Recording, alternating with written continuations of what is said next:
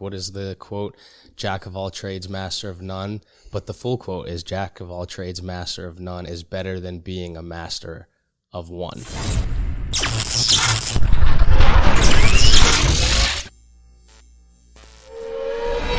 What's up, everybody? Welcome back to another episode of the Spark Seekers podcast. This one is really special for me.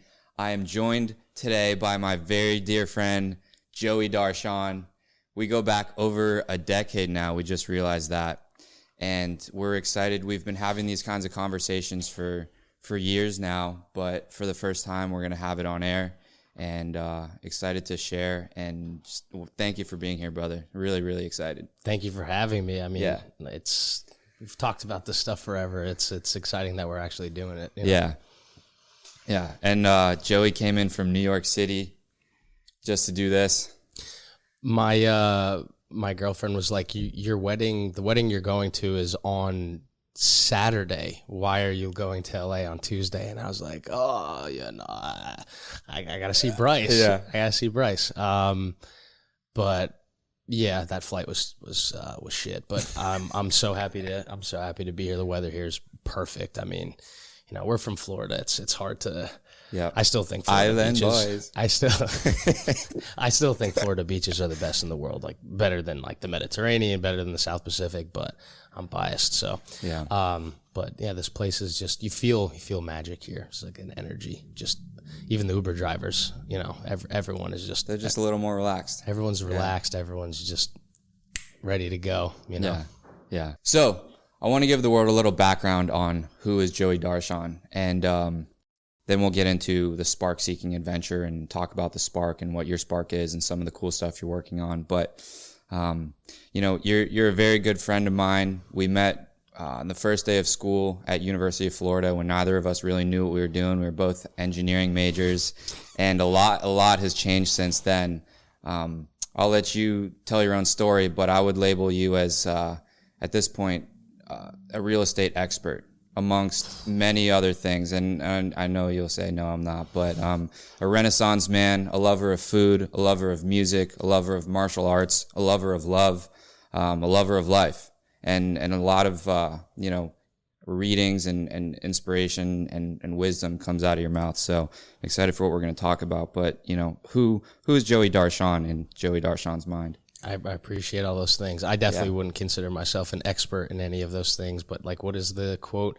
Jack of all trades, master of none. But the full quote is Jack of all trades, master of none is better than being a master of one, which is cool. Yeah. I think growing up, you know, in South Florida, you know, my dad being an immigrant, my mom being from New York, just like noise, loud, like all the fucking time, just go.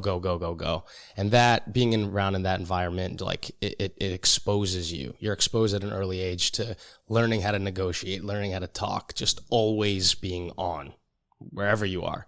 So early on, I learned kind of the importance of communication, speaking. How do you speak to people?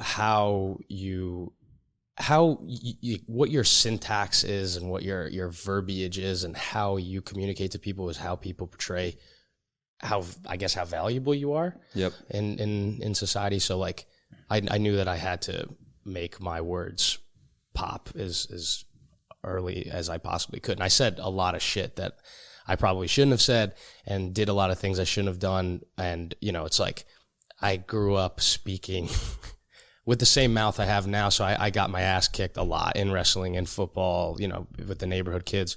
Yep. But, you know, that's kind of what pushed me into like martial arts, for example, because I needed to defend myself because I had a big fucking mouth. So I learned I have to be able to protect my body, I need to learn this martial art. And in that case, it was wrestling. And I got pretty good after a couple of years. Pretty good, relatively speaking. You know, if I were to, you know, I went to the Olympic training camp for like a day in Colorado Springs, and I got slammed on my neck. So it's all relative, but it helped me gain a lot of confidence. Wrestling was really important in my development because I was a bad kid. Like, you know, no respect for any authority, which I'm kind of thankful for now. Right. But growing up, authority is just a creation of human society. Authoritarianism more so. Like if you tell me what to do and you don't give me a reason for it, I'm going to tell you go fuck yourself. You better give me a reason as to why you're asking me to do this. Yeah. But now, so learning that wrestling gave me the confidence, gave me the ability to like, okay, I can talk the talk. I can partially walk the walk now too. Mm-hmm. So when I went to the University of Florida, that was kind of like my first eye-opening experience to like, I was under the pretense that growing up, like if you had money, you were a bad person. You fucked people over for it. You stole it. You schemed for it. You did something sketchy for it. Yeah. And then I went to the University of Florida, and there's obviously a lot of people with money there. And I was like, how did this happen? They're all so nice. They have great attitudes. They're so polite. Their families are nice. So there's a chasm here between these thoughts of 17-year-old Joey and 18-year-old Joey. So I learned pretty much freshman year, like, no, for you to become successful, if you ever want to become successful, you gotta have a good attitude. You gotta treat people well. You gotta be nice to people. Like Eastridge, my good friend Tyler, our good friend Tyler, he always says, he told me like years ago, like, money doesn't buy happiness. Happiness buys money. Yeah. So when you're happy and you're positive and you're in a good mood, it comes your way. You're attracting it. Yep. Not to get all alchemist on everybody, but that was like a big realization for me. And that's kind of where my life trajectory changed. Yeah. I figured it'd be a lot better to be nicer to people than to be like, grizzled asshole prick to everybody, which I still am. There's not all the time, but when I need to be, especially in real estate, you have to be. It's either your hammer or a nail, and it's much better to be the hammer. So after the University of Florida, I learned how important travel was to me. I loved traveling. I learned so much after, being for 3 weeks in Europe with, some of the friends, some of the boys. When we were in Europe, like, all these skills start to come into place. Be nice to people, learn to negotiate.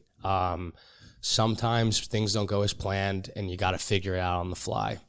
That's kind of what you learn from traveling. You get a whole new perspective on just life. And yeah, it's, I feel like I'm rambling, but no, you're good. I think, we'll dive into all the projects and stuff you're working on, but I think that gives a very clear foundation for where we're starting here. What I'd like to do is transition this into the spark and how, all these experiences and the learnings and the challenges and the growth that we've experienced ties into this idea of the spark. And so I think we've talked about where this concept came from, right? Yeah. Pixar movie. Bit. Yeah. So it's the Pixar movie Soul, and the spark is this little kernel of energy, of excitement that everyone has, but not everyone identifies.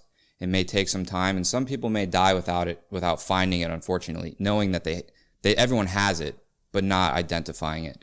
And so the point of this is to figure out, how do you identify that and use that to build positive momentum and have that spark turn into a fire that allows you to move forward and accomplish your goals and achieve everything in this world that you want, right? And you talked about going to Europe, and I think that's obviously a pivotal moment where you realized the world is bigger, and these skills that you've started to acquire are coming into play to allow you to achieve your dreams.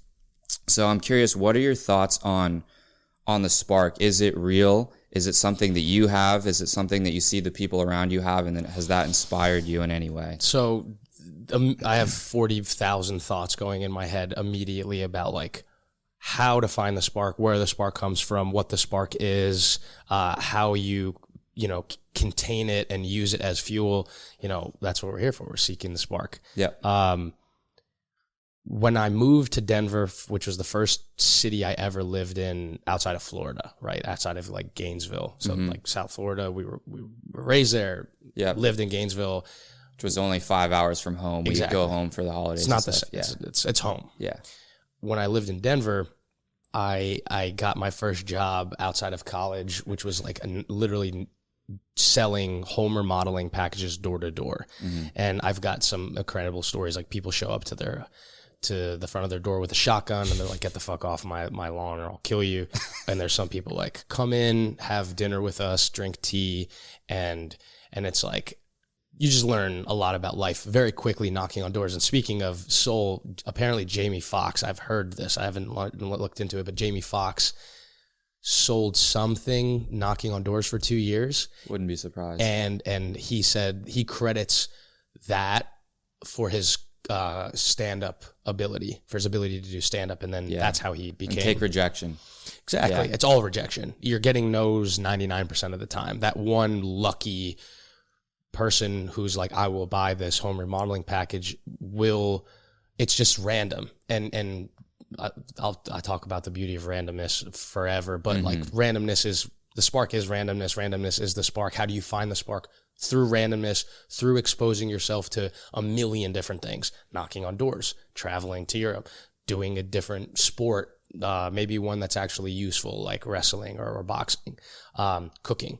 You meet certain people who love this cuisine over this cuisine, so you start to dig into Peruvian over Mexican or Japanese over Chinese. So like the spark, it's come in different areas throughout my life. Like there was a spark in cooking, so I love cuisine. And there can be multiple sparks. For sure. Yeah. For sure. There's a huge spark and they can set off little baby sparks. But the main spark, from what I think it is taking risks, getting off the couch and taking a risk, making phone calls that you don't want to make, doing things that you don't want to do, kind of that's like stems from that comfort zone, and then like just pushing off of that. It's so cliche to say, and everyone says it, like life starts at the end of your comfort zone. But like when you are like exposing yourself to just uncomfortable shit, things you don't want to normally do, that's where the spark comes from, right? Like if you have for an instinct, a blink instinct, like, you know what? I want to start salsa dancing. Go to that salsa class. I want to start learning classical French cuisine. Go to that French class, that French cooking class. Do it. Like, do it. Pay for it. Have that skin in the game. Pay it up front and go do it. And I think the spark for me, at least within real estate, was knocking on the doors, right? I saw people with these beautiful homes and like even cooler basements, which we didn't have in Florida. And I'm like, how do you do this? How do you get this? I wanted to learn about that. So, spark for me was knocking on doors. I think what I've started to kind of identify a pattern when it comes to the spark, and the way you explained it really ties into this. Sparks are kind of instincts. They're like, they're urges, they're impulses. Yeah. Right? One day I want to take a salsa dancing class, or I want to look into French cuisine.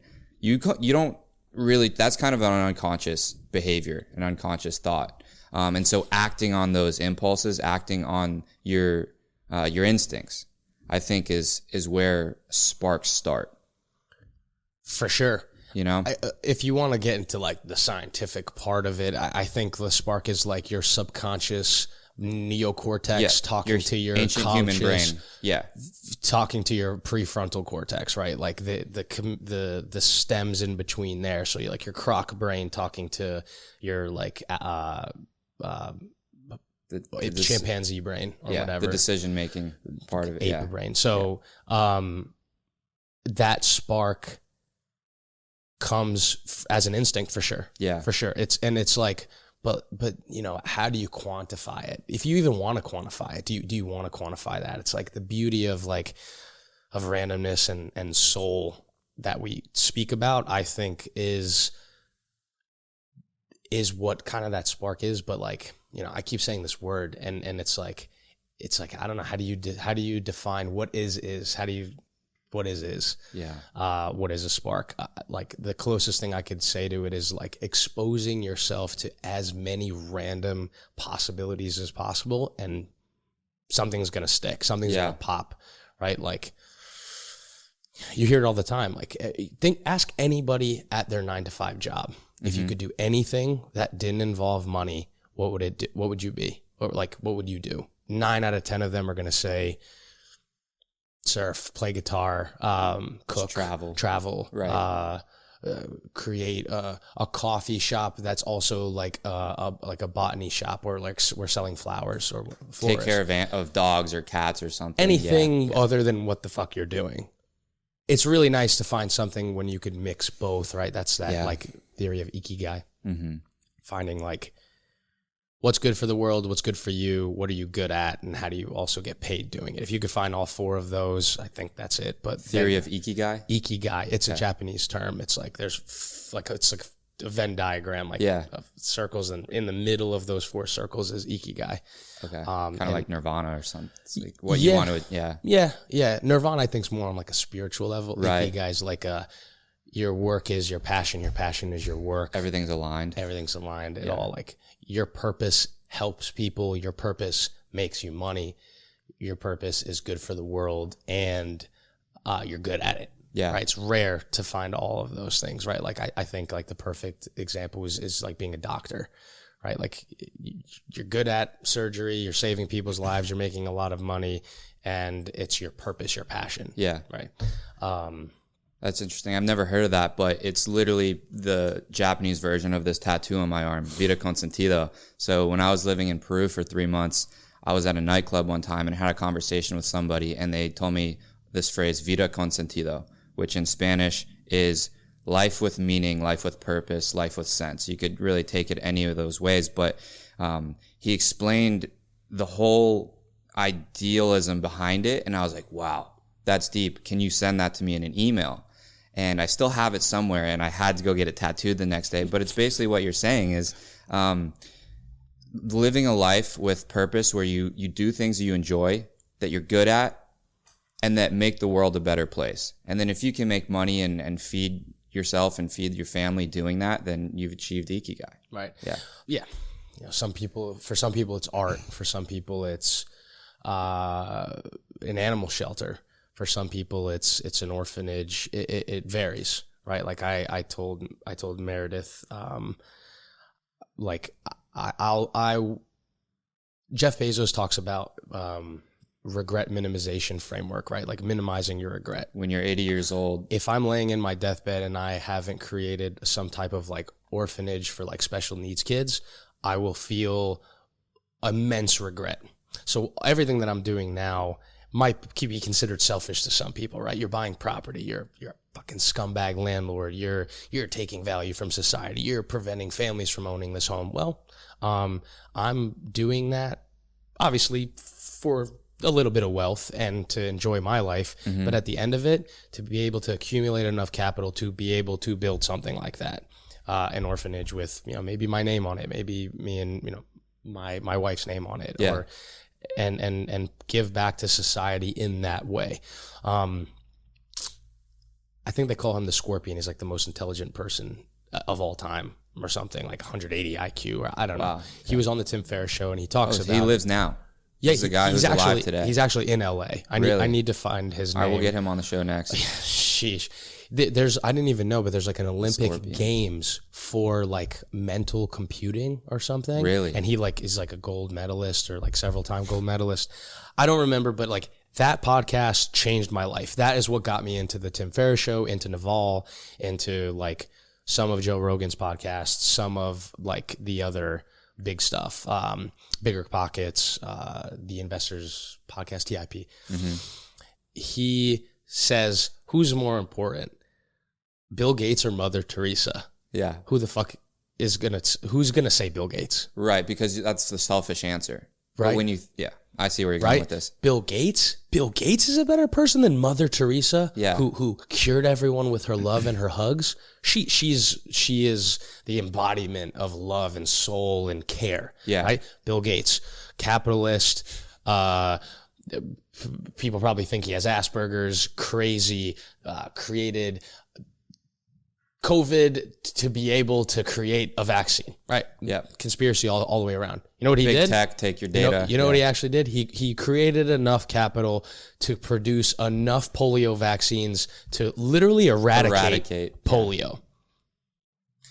So Mother Teresa may have made people's lives better through hugs and love, Bill Gates literally saved millions of people's lives by eradicating polio. How did he do that? Through money. So some people still, I don't care. He's not a good person. That's fine. Yeah. But he changed the world. He changed the world through creating Microsoft, through owning his equity in Microsoft, through creating tech the way that it is now. But that's like not the point. The point is, if you focus on yourself, be selfish, 20s, 30s, maybe even 40s, and just your family, accumulate enough capital and wealth to eventually leave your mark behind. If you can do it while you're doing that, that's ikigai. Yep. I don't think real estate does that, but as in that, neither here nor there. Some people might find value in it. I mean, I do, obviously. Mm-hmm. So real estate, do you find that to be a passion, a spark, or do you find it to be more of a good means to the other goals that you need to achieve? I knew early on that, like I said, authoritarianism and dealing with authoritarians is like really hard for me. We can dig into childhood psychology. I don't know why. It's just I don't like being told what to do without a reason. Yeah. It's like, you fucking do it. Why do I have to do it? Why don't you do it?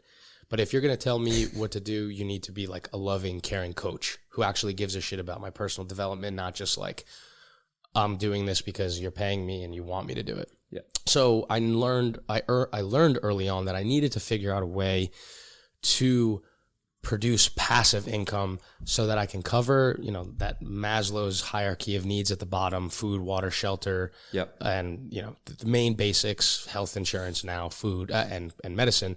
Get that covered so that I can climb up the hierarchy of needs. How do you do that?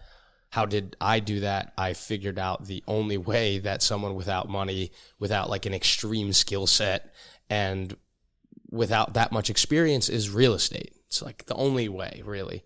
It's kind of tried and true. It's tried and true. It's you can feel it, you can see it, and it's done better overall returns than the S&P over the last like 80 years, I think. Or it's like neck and neck. It's like 10.1%, 10.5% or something.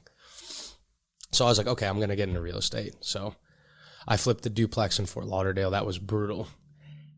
I bought the properties in Rochester. That was even harder. Mm-hmm. And then now the property in Denver, like, it's the hardest, but it's problem solving, and for me that's important, because if I'm not solving problems, if I'm not doing something, if I'm not busy, I'm bored and I'm miserable. Yeah. I have to feel, and this could maybe be an unhealthy thing, but I feel like for at least most men, having like your purpose is tied to your productivity. Mm-hmm. Right? Like if I'm not producing anything, I feel kind of useless. Yeah. Kind of like what the fuck am I doing right now?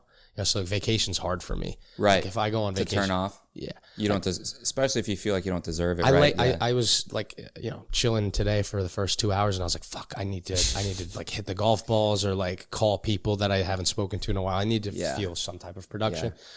That's also maybe like another spark, right? Is like conditioning yourself to be uncomfortable doing nothing. To be uncomfortable doing nothing. Doing nothing. Like if you're doing nothing for too long and you're comfortable with that, like for some people that's fine. Like listen, healing is important.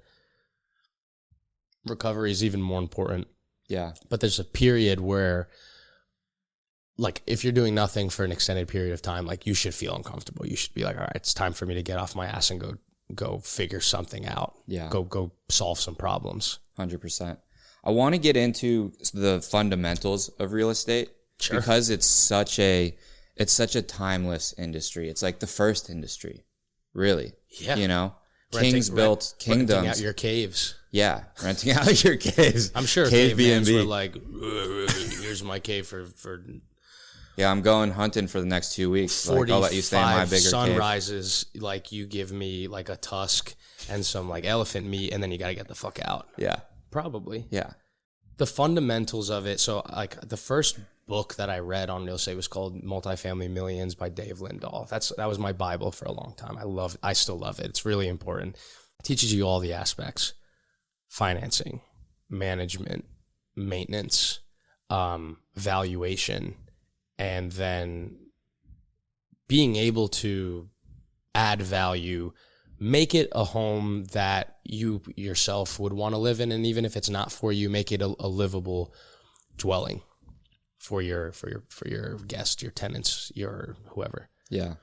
I guess like the main kind of like functions that you need to look for is like obviously cap rate, right? So a 10 cap is your NOI, your net operating income divided by the purchase price. If you buy a place for $100,000 and your gross income is $15,000 and your net income is $10,000, your cap rate is 10%.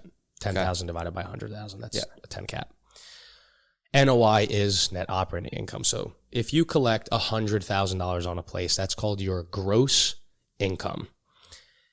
After that, you take out vacancy. It's gross, I believe it's gross operating income. So it's usually like 97%. So that's when you're not making money because no one's there. Exactly, vacancy. You usually want to bake in about 3%. Yeah. So that's like 97% is your GOI, gross operating income. And then you've got your operating expenses. So there's maintenance, utilities, water. In the case of short-term rentals, there's supplies, cleaning and stuff like that. Mm-hmm. So that's your OPEX.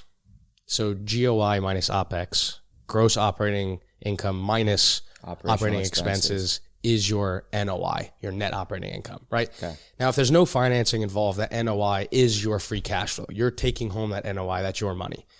Now, the NOI minus debt, which you can't have real estate without debt, you like at least the first 10 deals. Yeah. And even still. Even after that, you want to use leverage pretty much until you're dead. Like, what do the wealthy people do? Buy, borrow, die. You buy the asset, you borrow against the asset, you repay it, you replenish, you let it grow, you borrow, you pay back, you borrow, you pay back, and then you're dead. Yeah, especially when projects are so big that no one can afford it on their own. For sure. Yeah. I mean, every construction project that you're seeing, there's a debt and equity component to it. Mm-hmm. It's not all equity. That'd be just bad math. Yeah. So the NOI is yours if there's no debt. If there is debt, which there is, most likely, debt is your mortgage or whatever. Your loan from the bank, basically, or whoever gave you that money. Exactly. Okay. So your NOI minus your debt now becomes your free cash flow. That is yours. That is completely yours. The reason we don't calculate, obviously, like debt is not part of the operational expenses because sometimes you can buy a house fully cash.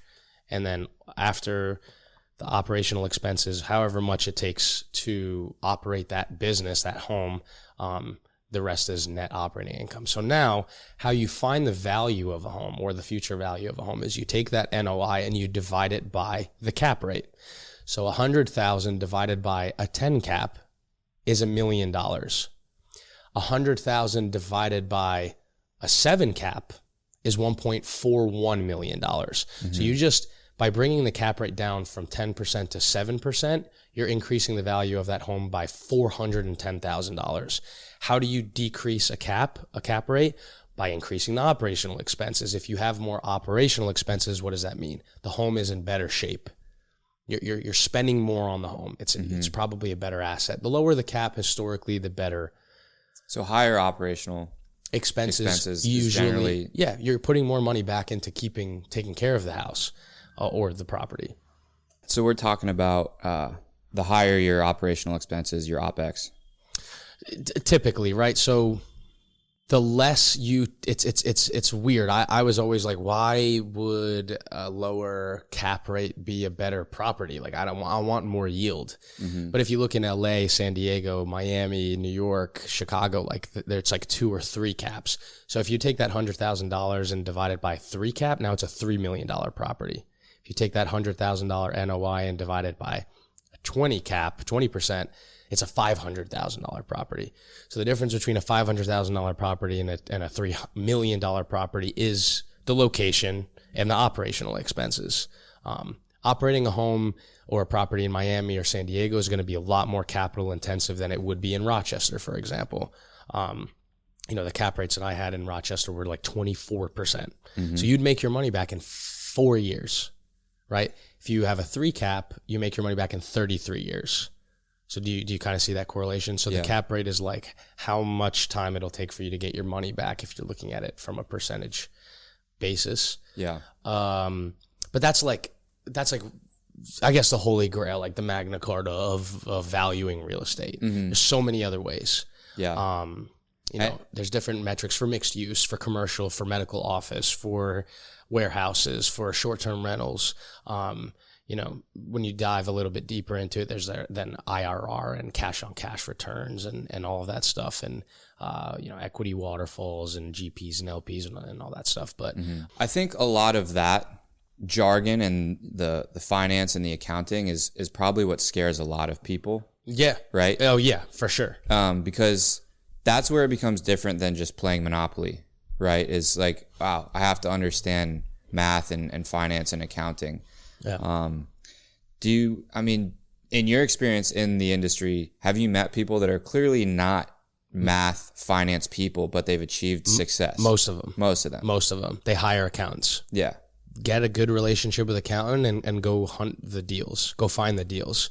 Figure out there should be like a recognition pattern, like a pattern of recognition, right? So it's like you're on Zillow or Redfin or Crexi or LoopNet, and you're looking at deals and you're scrolling and you're like, okay, I like apartment buildings, right? I like 12-unit apartment buildings.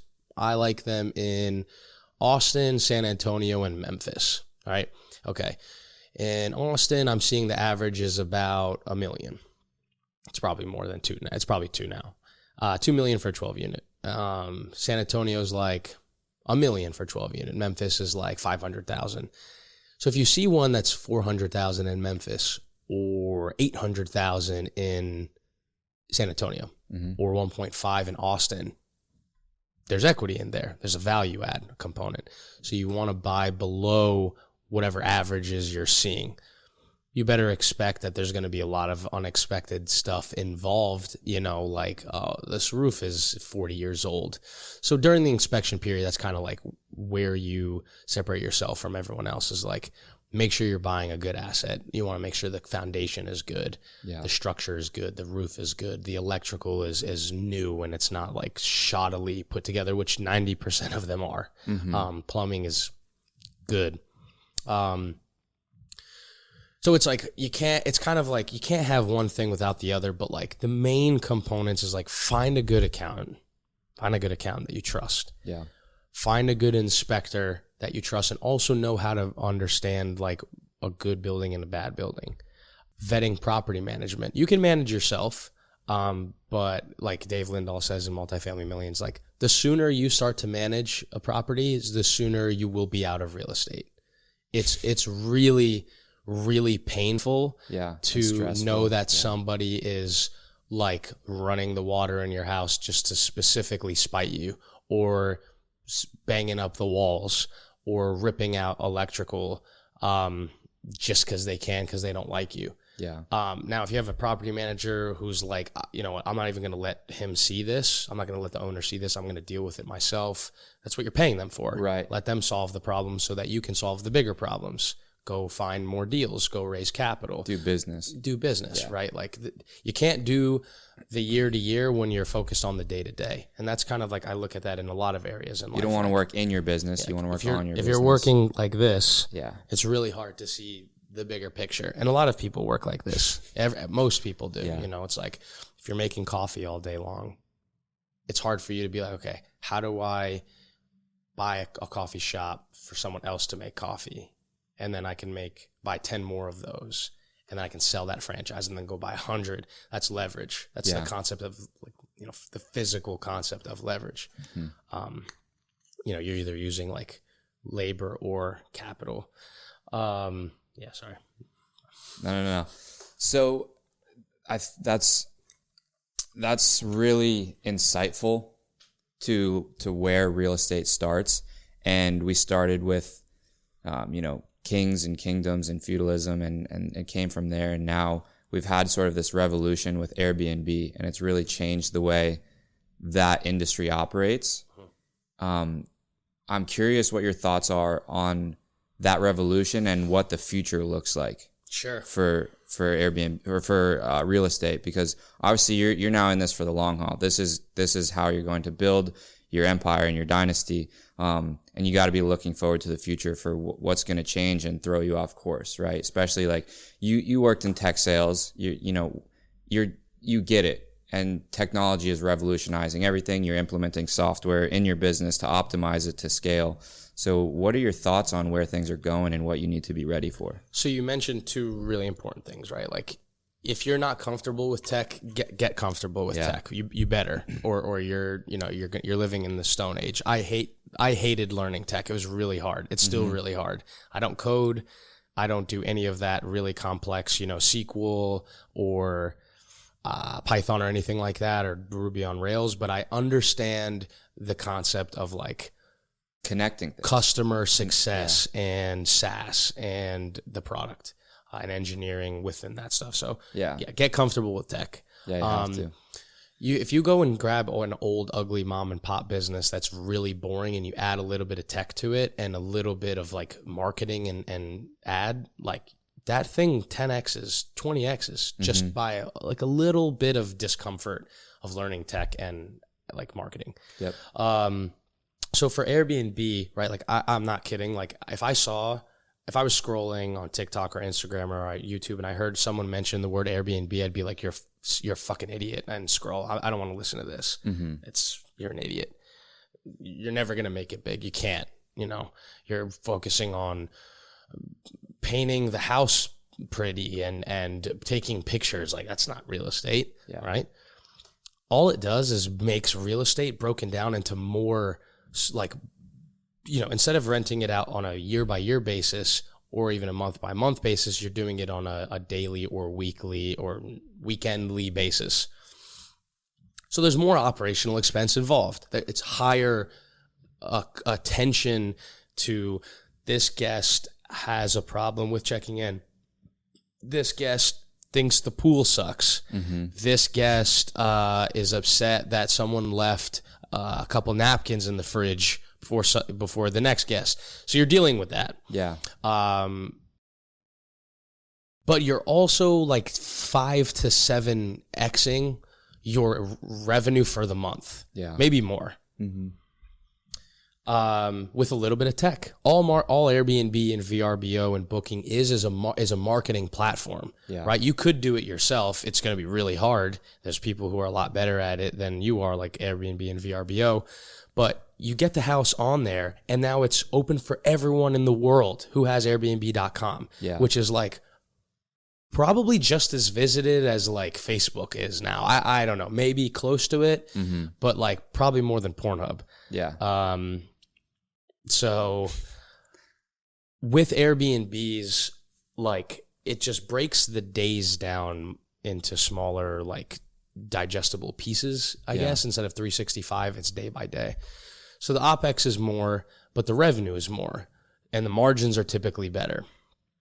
So, I mean, like if you want to break into that, there's the arbitrage play, right? Like where you get someone to $2,000 agreement for the place. Great. Thank you. Anything that happens within these walls during the period of that lease, I'll take care of. Where you don't own this real estate. You don't own the real estate. You probably, and then you figure out a way to furnish it so you can finance that as well. Right now, like you're all in for about $2,500 a month, and you're renting it out on Airbnb for $5,000 a month. And if you're self-managing, you may net $2,000 after expenses, which is not bad, right? You do that 4 times, you got $8,000. I don't like the arbitrage model. I'd rather own the property.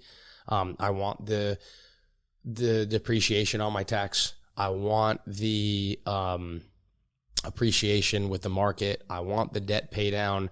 I want to know that the home is mine. Yeah. So I'd rather own. Some people can't, but to get to that place of ownership is like, it's a lot easier than people think. Put enough away for the down payment, figure out a way to get the seller to credit the closing cost, figure out a way to scrappily make it a pretty place with Facebook Marketplace, Craigslist, whatever, Amazon. And then, either you manage or get a good property manager, furnish it, and then get Airbnbs, get people in there. The ones that we have in Denver are killing it, like so much more than I ever would have expected. And I'm not just saying that. Like, I'm not selling anything to anybody. Don't do it. I don't give a shit. It's blowing my mind. Yeah. Like, and I think going back to what you said is like, what's the future of it? It's like, I think COVID exacerbated this. I love hotels. I still stay in hotels. Who doesn't like coming back to your sheets being made and the towels being folded into a fucking elephant? Yeah. But it's really expensive. And sometimes it's not in the area you want to be in, right? You want a house. You want a pool. You want a garage. You want a gym. You want to run around naked and yell and scream. With your friends. Yeah. You want to be naked in the house, watching whatever on the television with your friends. Yeah. Smoking whatever, eating whatever. And there's no one really besides the owner to be like, you can't do this. Yeah. It gives you a little bit more freedom, a little bit more like, you know, for escape. For bachelor parties, bachelorette parties, whatever event. Mm-hmm. Right. It's more of a personal experience. And people want that. They want a curated personal experience. So what we're seeing now is like, if you go on Airbnb.com, mm-hmm. you can scroll for a fucking igloo or a yurt or a castle or homes that are designed by professional chefs. Like, can't do that with a hotel. No. And you can't just call someone down the street and be like, can I borrow your house for 3 weeks with some for people you've never met before? Like, it's really the only way you can do something like that. So it's revolutionary, kind of in the way Uber was to like ride sharing and taxis, kind of the way Google was to libraries. Yeah. So yeah. I think it's definitely the future. Even if you don't want to own an Airbnb and you just want to own the Airbnb stock, I think it's gonna be like a Home Depot or a Domino's in terms of like growth. Yeah. CAGR. Mm-hmm. That's dope. Do you have any particularly exciting ambitions when it comes to real estate in your professional career? For sure. Yeah. Like, what would be? For sure. I mean, we want to get to like 100 units. Okay. And then ideally like package it up as a portfolio where like the books are solid, the tech is solid, everything is fucking running like a well-oiled machine. It's a good business, and then sell it to like a hedge fund or a private equity company. And then with, you know, what my partner and I will end up doing with that capital is like pretty much up to us. If we want to buy a boat, we want to go to Japan, want to do whatever, you know, that's here nor there, but, a lot of ambitions. Yeah. There's a lot we're excited about doing. The hunt is the fun part, finding these properties, dealing with the problems. That's the fun part. Designing them, putting this blue couch instead of a green couch. It's exciting. Mm-hmm. You know, I'm trying not to focus on that end game, the end result, but you know, if we get there, great. If we don't get there, you know, this ride is fun and we get paid to be on the ride. So definitely. Yeah. Amazing. So let's change the subject. We talked about ikigai and the different sparks of life. I know one of your idols is Anthony Bourdain. So I want to talk about that a little bit. When did you learn about him, and what attracted you to his character and who he is, and what does his legacy mean to you? Because sure. I see a lot of parallels in who he is and in your life as well. I take that as honor for sure. Yeah. Anthony Bourdain, I mean, many people consider him like a deity. He's like a god, you know, in the food and blogging and journalism space. He's God to many people. I started watching, I want to say it was No Reservation. He had No Reservation, Parts Unknown. There was another one. But I think I started with No Reservation, and I was like, there's this like older guy who's just traveling the world and eating good food. That's the best job in the world. That's the best job in the world. Yeah. That's ikigai. Like, he's bringing culture to the TV. He's showing people food while he's eating it. He's bringing really sad stories to the world that, you know, he's trying to shine a light on. Right. and he's getting to see the entire world while doing it. That's fucking ikigai, if there is one. And he's getting paid to do it. And he's getting paid a lot of money to do it, which he deserved, maybe even more. So yeah, I mean, like every restaurant that I had gone to, let's say, for example, in college or a little bit after college, in New Orleans or in Texas or in like Albuquerque or Santa Fe or parts of California or parts of New York, I was like, I'm not going to this place without looking up like what he would have, where he went to in that space, like to that, in that city. I want to go eat where he ate. It was always just quality, like it's quality. And he doesn't care about price. He doesn't care about like ambiance. If anything, he hates that shit. Yeah. He hated that shit. And like, it's about quality. You know, when you dig into what the term quality is, it's kind of like, what is the Zen and Art of Motorcycle Maintenance? Half of the book is about what is quality.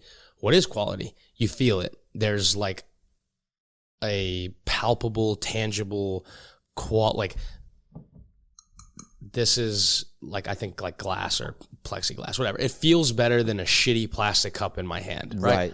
Like if you look at two cups, you're like, those are cups. But then you're like, this is a hard, good feeling cup that has condensation on it versus a piece of shit plastic cup that you like fold in your hand, and that's quality. There's a lot of quantity of those cups, right? Yeah. So he focused on the concept of quality, and I look at food. I look for quality food. I don't want to go to the most expensive place. It doesn't always mean the best quality. It typically doesn't. Yeah. Like the hole in the wall, the mom and pops, the food trucks, the spots that have been run by 4 generations, like that's where I want to eat. That's where I want to eat. People like, you know, people like run to shitting on like fast food, right? Like Wendy's, Burger King, Taco Bell, Domino's, McDonald's, like, ugh, ew, gross. Why are those companies as large as they are? Why do you think they are? Focus on scale? Because it's tasty, quality food at scale.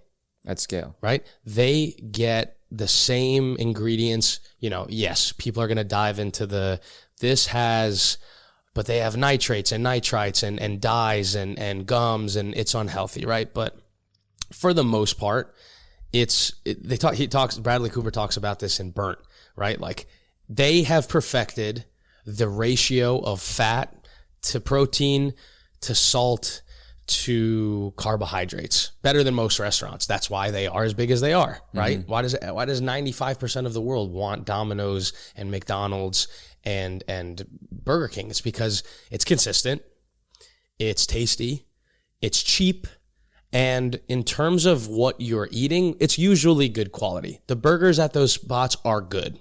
They're good. I don't give a fuck what anybody says. The chicken patties, like the McChicken, it might not even be chicken. I don't even know what that is.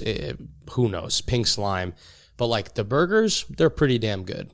The flame broiled one, I'm digressing, but like they have scaled quality in food, which to me is ratios of the main components of the macronutrients, carbohydrates, fats, proteins, and then broken down into even further like the components of umami, visual, smell, taste, texture, fat content, crunch. I think I said that already, but like breaking food down into those components is like what's really fun for me. Because like a turkey sandwich, you put turkey on a piece of bread. That's how most people eat it. Now throw some fat on there, olive oil or cheese or mayo, a little bit more elevated. Now add some acidity, mustard, pickles, pickled onions, pickled jalapenos, a little bit more elevated. And then you start to throw vegetation in there, tomato, grilled zucchini if you want, tomatoes, lettuce, whatever. So you've taken a piece of bread and turkey and now turned it into this like really gourmet, high quality sandwich. And like, it doesn't take much to make food really good quality. You just have to add like certain components to it. A little crunch on top, a little bit of dressing, a little bit of salt and pepper, a little bit of like, you know, heat with a torch or something like that. So, but back to Bourdain. Yeah. He like sought that out and made it like focus on quality. known. that the quality of the food is all that matters. You know, my girlfriend and I, Meredith and I, we still talk about it. It's like, for not to be sexist, but for girls, ambiance is the most important reason they go out to dinner. To dress up, to look good, have good music, everything smells good, everyone's vibing, it's a good time. I like that shit too, don't get me wrong, but I'm not going to a restaurant if it's good vibe and the food sucks. Mm-hmm. I'll go once and I'll never go again. Yeah. Vibe's over, time for another vibe. But if we're going specifically for food, I tend to think that the vibe is usually not the most fun. It's like, here's your food and get the fuck out. Like when whoever's serving you a Chicago beef dip sandwich or a dog in Chicago is like, get the fuck out, and the line is out the door, you know it's good food. Yeah. Right. That's all they're focused on. That's all they're focused on is the food. Mm-hmm. Good food. Take it, pay me, and get off my property, or I'll curse at you. That's like that's good food to me. Yeah. Not the whatever music is playing or the smell of the lavender in the air of the bar. Yeah. But he was a lot more than just food though, right? He was a spiritual guy. What were some of, besides the food and the focus on food, the qualities? Watch the scene, if you can, of him. He's like walking in Cape Cod, I think, like in Massachusetts where he grew up. Yeah. And it gives me chills just thinking about that scene. It's like, I'm homesick and nostalgic for that place, and I've never even fucking been there. That's how good of a storyteller he was. Yeah. He could bring any scenario to life. You can feel it viscerally. That's how good, like, he was a quality storyteller as well. Like, you can't have food without a story, and sometimes you can't have a story without food. And that Cape Cod scene where he talks about his childhood and like how he listened to Marvin Gaye and how he learned how to cook at this restaurant on the water, like every summer that he grew up. Mm-hmm. Like, no one's doing that. No one did that. No one does that. Nobody can make you feel their childhood, like energy and trauma and joy and passion and sadness the way that he did. Through food. Yeah. Through food. Through storytelling, but through food. Right. Food is what tied it together. Yeah. He made food like an art medium. A beautiful, sensual art form. Yeah. Yeah. Yeah. Yeah. I guess like it was out of my control, but that's like a huge regret. I really wanted to meet him. He also does jujitsu. Oh, really? He was a blue belt when he passed, and I'm a blue belt now. And like, I would have paid a lot or done a lot or did whatever to meet that guy. Even if he was like, I don't fucking like you, I don't like your energy, you suck, I'd be like, I got to meet Bourdain, and that's all that matters. Yeah. You mentioned martial arts, and I think there's a lot of misconception and confusion around martial arts, especially in today's society. When you ask probably any given passerby, what do you think of when you think of martial arts? What do you think the answer is going to be? Angry douchebag. Yeah, Conor McGregor, just like making fun of people. McGregor, like Tyson, Mayweather, loud, stupid. Doesn't like, couldn't have done anything else besides fighting. Yeah. And this is just a thought that I'm having at the moment. I think there's probably been an evolution when it comes to the societal perception of fighting and warriors, right? If we go back again to medieval or even older times, the warriors were like these revered champions, protectors of society, and I guess maybe as we don't need that anymore. We do. Well, that's called the military. That's the military, right? And it's a little bit different. But when we think about martial arts, to your point, of how you answered that question, people think of the aggressive, angry, loud stars on television, right?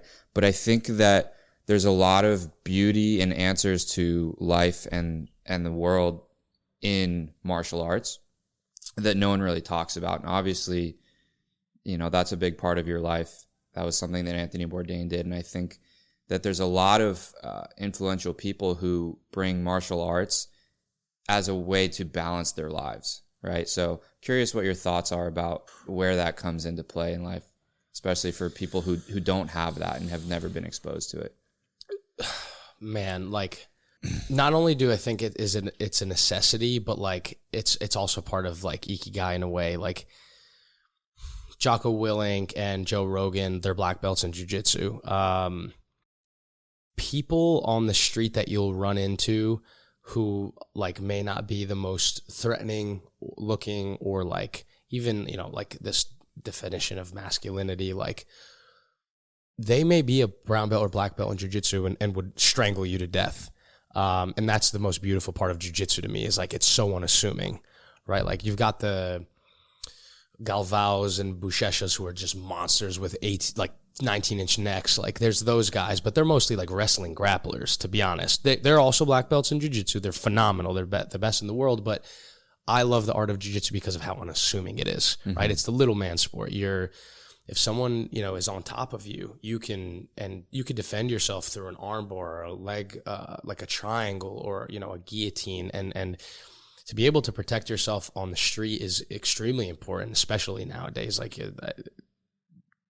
the media definitely like exacerbates all the violence going on, but like it's good to defend yourself, not to always to attack or offend, but to defend, especially girls. Like every girl needs to know how to defend herself. My daughters will know how to defend themselves, whether they want to or not. They're going to learn how to defend themselves, and they may be like, Dad, I don't want to fucking learn double leg takedowns right now, or working from like the half guard, but I hope to God nobody ever has to use it, but it's better to be a warrior in the garden than a gardener in a war. You want to be protected even if you never have to use it. So martial arts was important to me because I started wrestling because I had a big fucking mouth, and I got hit in the mouth a lot. I got punched a lot of times, especially in South Florida. And then I probably deserved it, but I did. I still got hit.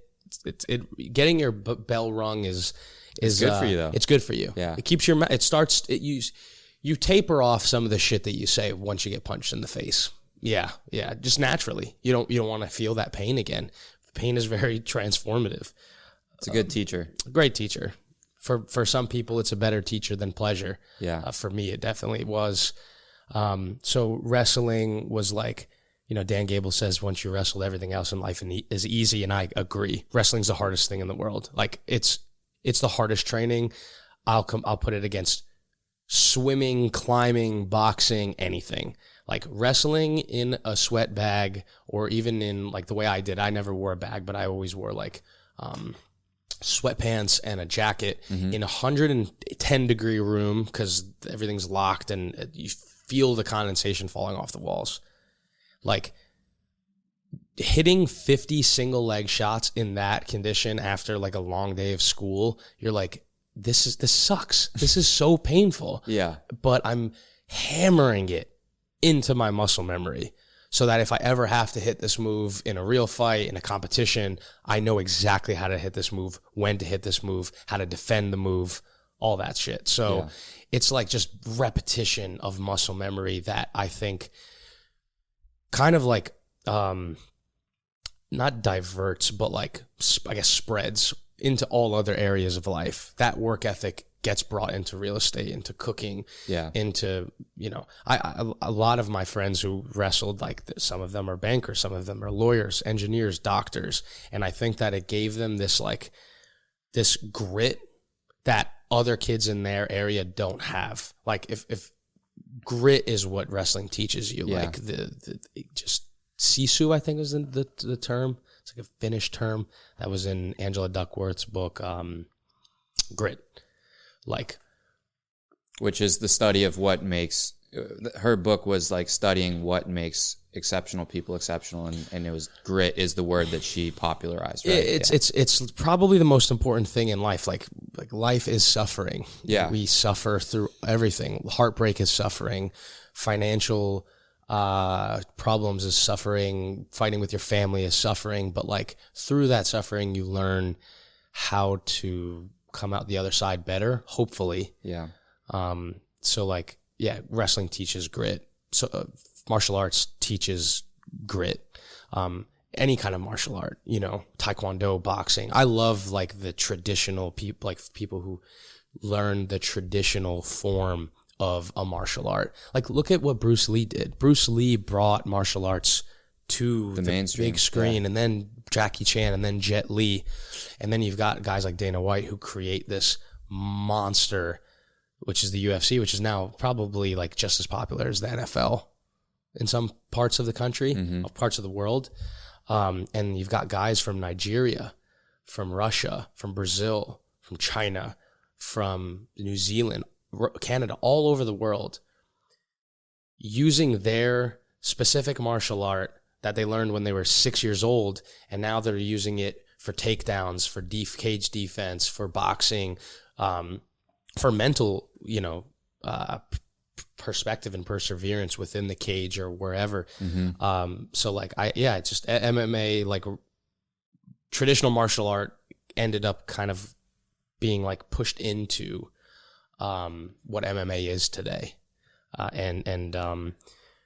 Every society had it at some point, right? Like you said, the warriors who protected the village, they were the one yielding the spear, the sword, the shield. Yeah. And without them, it's like, what would have happened to that village if they weren't there? What would have happened to that country if those soldiers and warriors weren't there?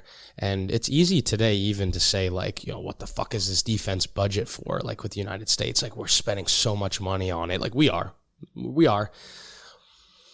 But I'd rather that than the alternative. Yeah. I'd rather that than the alternative. It's being prepared.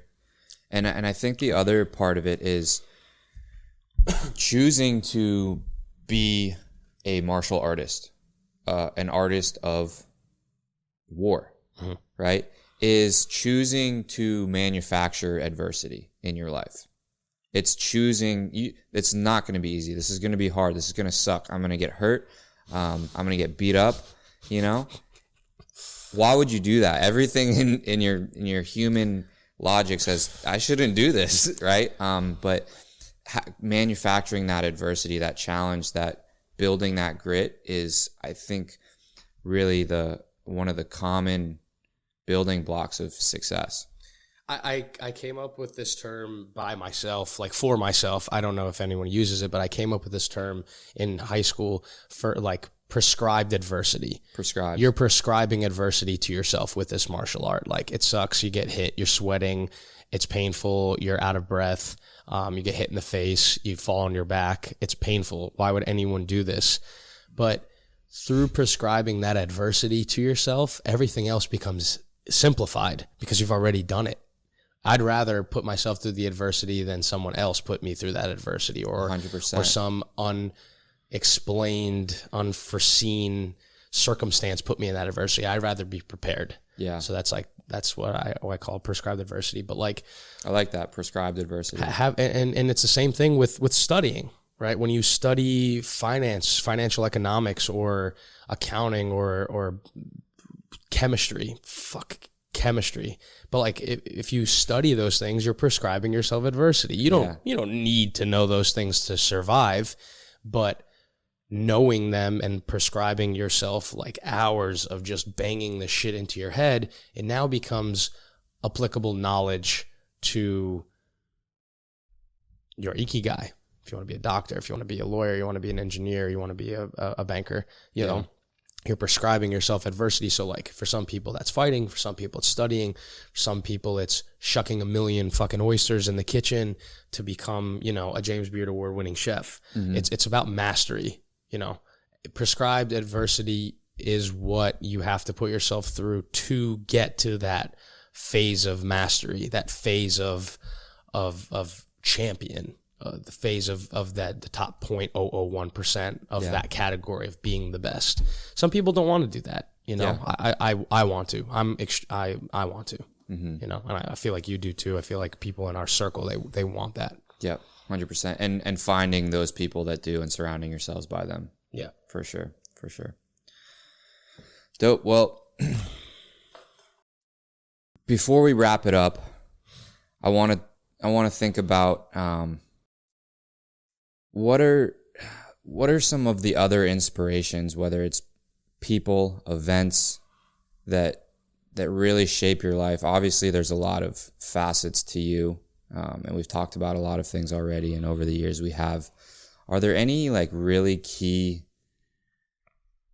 pillars of your life that maybe you don't talk about as much, or you do and it's just we haven't talked about it, and that this is something really important that we should talk about? I am who I am today because of the books that I've read. Yeah. Prescribed Adversity. Those books sucked to read at the time. Yeah. They're hard. And the first thing you said is books. Yeah.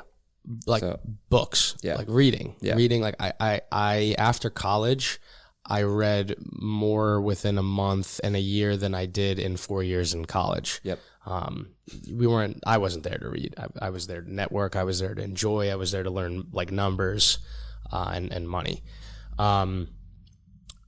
In like Ray Dalio's book, Principles, I think it's like the first 10 pages, he says like 90% of your happiness comes from a good bed, good friends, good sex, and good food. So like good sex, good food, good bed, and I'm missing one. Good friends is literally like, I want to say it's probably more than 90% of your happiness. Let's say that 10% is problem solving, like wading through shit and muck and pain for years to get to whatever goal that is. That's that other 10%. Mm-hmm. But the other 90% is, like I wouldn't say like I've purposefully, shrunk my circle. Fuck these people. Like I just, you grow up and you keep a closer circle. Yeah. And I know who those people are and I love them to death. And, food, obviously I love food. And then, the other things that, I'm not going to go into detail about, but like once those things are set, that's about 90% of your happiness. So like, I think for me, the travel thing is also really important. I have to live in Japan at some point in my life. Like I have to, I have to ski and hike in Patagonia, Argentina. I have to cage dive in South Africa. I have to like tour the Southeast Asia by bike or scooter or whatever. Like those things I have to do, or I will severely regret not doing them. Yeah. So like I don't know, the deeper parts of me that I people don't really know about. I mean, I'm a pretty open guy. I tell people everything about me straight to their face the first 5 minutes. Some people like it, some people don't. I don't really give a shit. It's just kind of like, it could be a defense mechanism. I don't know. I'd rather me tell you who I am than other people tell you who I am, because, reputation is a very important thing. And I wouldn't say mine is like, at least in college, wasn't like the cleanest reputation in the world. And that was something that was like really, it really hurt me for a while. I was like, I'm sad that people feel this way about me. And I've had a lot of times in my life, people come up to me and they're like, dude, you're not as bad as all these people were saying you were, which I took as comical. But yeah, I guess like I like to consider myself like a bit of a mirror. If you treat me well, I want to treat you 120% times better than that. If you help me, I want to help you, 120%. But if you like try and like fuck me over or like hurt those people in my friends or family circle or, anything like that, like I feel like this reciprocal will be kind of the same thing. So, yeah. Do you look at life as a game, or is there a way that you look at life? It's a game. It's a game. It's a game. It's a game. There are levels. You beat it. You laugh. You go take a piss break. You drink some water, and you go back and it's on to the next level. Like playing a video game. It's a video game. Yeah. It's all a game. It's someone's probably playing us as characters in the infinite web of universes we have. Who the fuck knows? Mm-hmm. But it's a game. It's a game, and it's in your will and your control to win that game. If you feel that someone else has control over it, you're not playing the right game. Your intrinsic and extrinsic locus of control is completely out of whack, and you need to get that shit in line immediately. If you feel that you don't have control over your life, you need to look in the mirror and write it down and figure out what the fuck needs to be chopped and how to fix it. Yeah. Yeah. So, Yeah, it's a game. Yeah. It's a game. It's a game. And some people are really good at playing the game, and some people have to get hit in the face a lot of times in that game, or, die in the game to get to that next level. And that's the beauty of it. Yeah. You're the man, brother. I appreciate you coming on. This was a lot of fun. I've been wanting to do this for a long time. Me too, man. Me too. Yeah. I've always considered you, one of my best friends on earth, a brother. And I love all that you're doing as well. Everything that you're doing with the podcast, with your business, with your personal life. Bryce got a bidet because of me. And I take that as an honor, because all of you people who are wiping your ass with toilet paper, it's unhygienic and it's disgusting. Yeah. So get a bidet, saves the trees, saves the planet. It's more hygienic, it's cleaner. I think it feels better. And it's just time for you to level up and get a bidet. Yeah. Yeah. Excellent parting words. I couldn't have imagined a better way to end this podcast. For sure. Yeah. Love you, brother. Love you, brother.